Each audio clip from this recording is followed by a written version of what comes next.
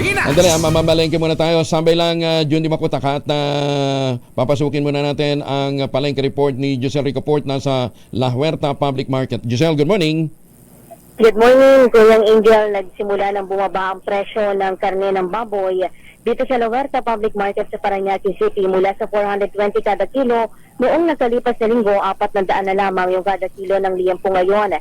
Habang ang laman o kasim, 360 kada kilo mula sa 380 pesos.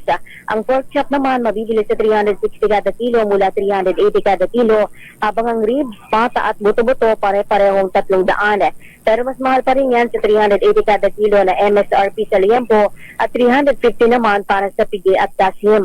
Ayon sa mga retailer, asahan na magtutuloy-tuloy ang pagbaba ng presyo ng karne ng baboy sa mga susunod na araw dahil mababa na sa 305 kada kilo ang presyo naman sa farm gate. Samantala, ang manok naman dito sa pamilihan mura na sa 170 kada kilo mula sa 200 sa mga nakalipas na araw. Ang hita at pecho mabibili sa 180 hanggang 190 kada kilo. Ang pakpak 200 hanggang 220 pesos kada kilo. Habang ang atay balunan 200. Samantala sa isda, ang tilapia nakapako sa 160 kada kilo. Ang bangus 200 ang kada kilo, ang sapsap 400 pa rin ang kada kilo ngayon, habang ang saray ginto nakapako din sa 280 pesos. Bumaba naman ang presyo ng galunggong sa 320 kada kilo mula sa 360, habang ang dalagang bukid bababa na rin ng 40 pesos kada kilo, 360 pesos na lamang.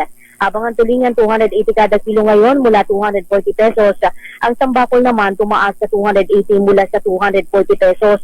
Ayon sa mga retailer, asahan na magmamahal ang presyo ng isda pagpasok naman ng Holy Week o Semana Santa dahil sa inaasahang mas mataas na demanda. Ito si Giselle Ricaport para sa Deezer Issue na sa Pilipinas, una sa Pilipino. Maraming salamat, Giselle.